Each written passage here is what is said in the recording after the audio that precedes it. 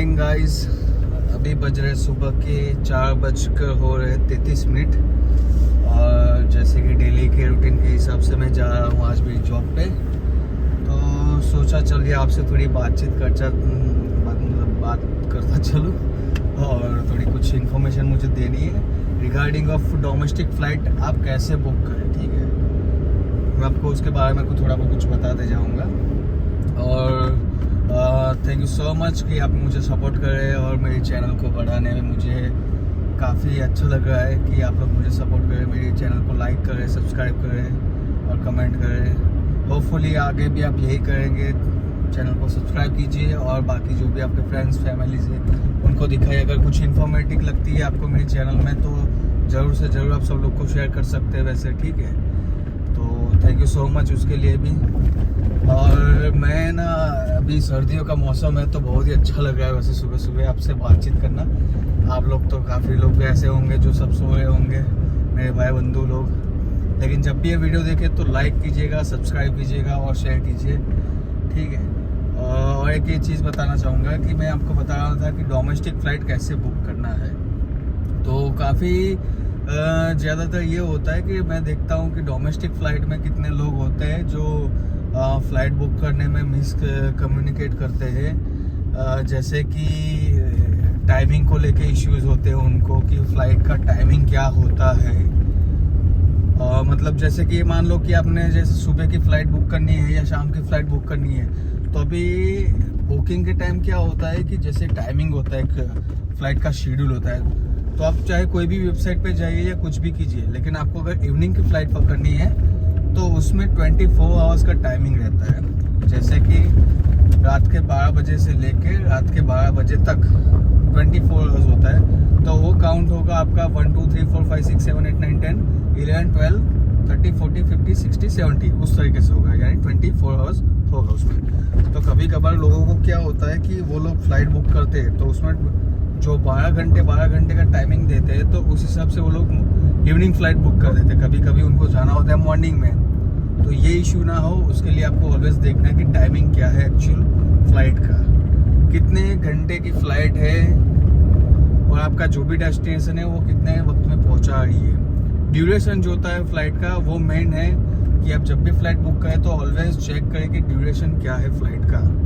कि अगर आपको मान लीजिए कि कहीं अहमदाबाद से दिल्ली जाना हो या मुंबई से दिल्ली जाना हो, तो अहमदाबाद से दिल्ली का जो टाइमिंग रहता है वो आपका 1 घंटा 10 मिनट या 20 मिनट या 1.5 घंटा जो भी रहता है, वो फ्लाइट के एयरलाइन के ऊपर डिपेंड होता है कि किस तरीके से। बेसिकली यही होता है कि जो फ्लाइट होती है वो 1 घंटा 10 मिनट या 20 मिनट में ही दिल्ली में पहुंचाती है। मतलब जैसे कि अहमदाबाद से मैं बता रहा हूँ आपको उस तरीके से। ठीक है, और मुंबई से अगर आपकी फ़्लाइट रहती है, मुंबई से दिल्ली होती है, तो उसमें ये होता है कि 2 घंटा 10 मिनट लेती है या 2 घंटा मतलब 2.5 घंटा जो भी टाइमिंग रहता है ड्यूरेशन उसका।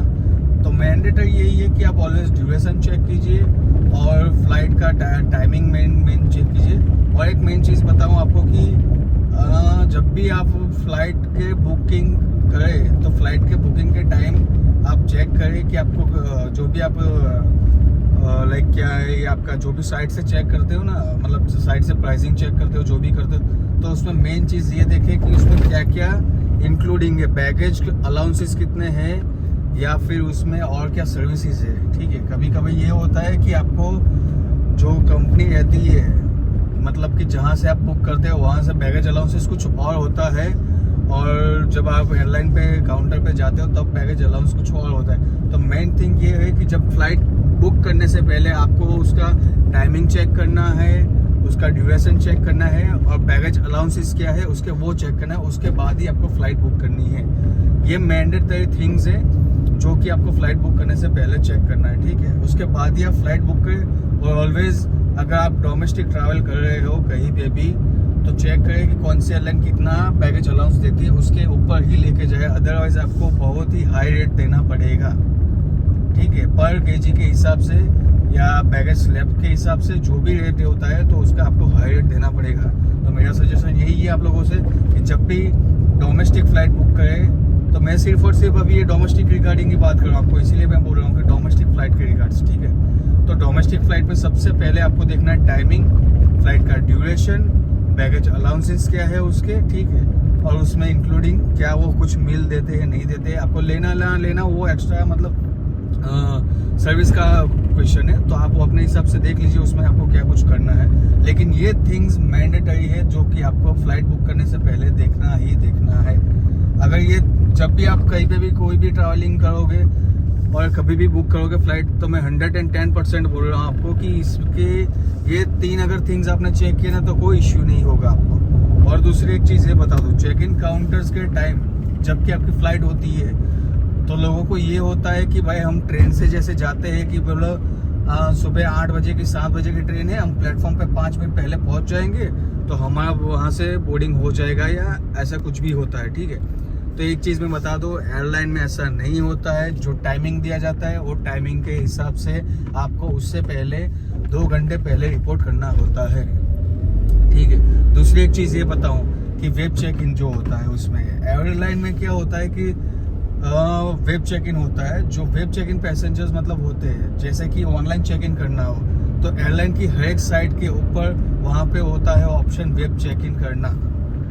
अगर आपके पास टाइमिंग कम है, लगता है आपको कि आपकी मीटिंग है या आप कहीं पे जा रहे हो या आप नहीं पहुँच पा रहे हो, जो भी होता है, तो ऑलवेज थिंक रखिए कि आप जब भी ट्रैवल करना चाहते हो तो अगर आपका कंफर्म है जाना तो आप वेब चेक इन कर लीजिए।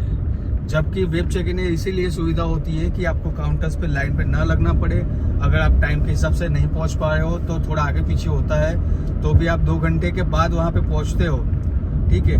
और काउंटर्स पे पहुंचने के लिए आपके पास अगर सामान नहीं है तो आप डायरेक्ट फ्लाइट में जा सकते हो। कब जा सकते हो? जबकि आपका वेब चेक इन होगा तब। और गेट पे भी मतलब जो वेब चेक इन करने का फायदा ये होता है कि फ्लाइट के आप डिपार्चर यानी कि जो फ्लाइट का टाइमिंग होता है, जैसे कि मान लीजिए सुबह के 7 बजे की फ्लाइट है तो आपको वहाँ पे पहुँचना है 6:30 को, ठीक है। बेसिकली रूल यही होता है कि अलग अलग तरीके से होता है। 25 मिनट्स चलता है, 20 मिनट्स चलता है, उसे बोलते हैं गेट क्लोजिंग, ठीक है। मैं उसको भी बताऊंगा आपको क्या करना है, मतलब किस तरीके से टाइमिंग होता है, कब काउंटर क्लोज होते हैं, कब काउंटर स्टार्ट होते हैं, उसके ऊपर भी मैं थोड़ी बात करूंगा, ठीक है। तो ये चीज़ हुई है कि D-25 पे होता है, लेकिन अलग अलग डिपेंड है रूल्स, मतलब एविएशन मतलब क्या बोलते हैं, एयरलाइन के ऊपर डिपेंड होता है कि किस तरीके से करना है, ठीक है। तो आप लोग एक ही चीज़ करना है आपको सबसे पहले कि जैसे आपका कंफर्म है ट्रैवलिंग करना तो आपको वेब चेक इन करना ही करना है। जिससे क्या होगा कि आपकी सीट कंफर्म हो जाएगी। आप जो डिपार्चर होता है, डिपार्चर टाइमिंग से आपको आधे घंटे पहले पहुंच जाओगे तो भी आपको कोई मतलब जो ट्रैवल पर्सन है वो आप वहाँ पे पहुंच जाओगे तो कोई इश्यू नहीं होगा। और आपको कोई वहाँ पे स्टाफ भी रोकेगा नहीं, क्योंकि आपके पास बोर्डिंग पास होगा। और ई बोर्डिंग पास रखना है या तो पेपर कॉपी रखना ही रखना है, इट इज़ अ मैंडेटरी।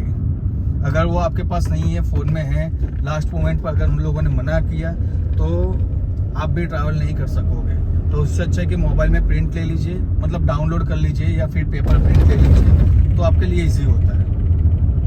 और नेक्स्ट जो भी आपकी फ़्लाइट होती है या आपको फ्लाई करना होता है वो सबसे ईजी हो जाता है। कभी कभार लोग क्या होता है कि जल्दी में वेब चेक इन नहीं करते, तो उसमें इश्यू ये होता है कि वो लोग पहुँचते लेट है और काउंटर क्लोजिंग हो जाते हैं उस वक्त। तो फिर एयरलाइन के स्टाफ होते हैं वो भी रिस्पॉन्सिबल नहीं होते, बिकॉज आप लेट हो चुके हो। तो उसमें आप अगर आर्ग्यूमेंट भी करते हो या कुछ भी उनको बोलते हो तो कोई मतलब नहीं होता उन चीज़ों से, क्योंकि वो भी एक लोग होते हैं, स्टाफ होता है जो रूल्स के हिसाब से ही सब कुछ काम करते हैं। तो आप भी अगर उसी हिसाब से जाओगे और अगर बोलोगे, बाई चांस कभी कभार ऐसा हो सकता है कि आपको ले ले, अदरवाइज तो 99% ऐसा होगा कि नहीं लेंगे।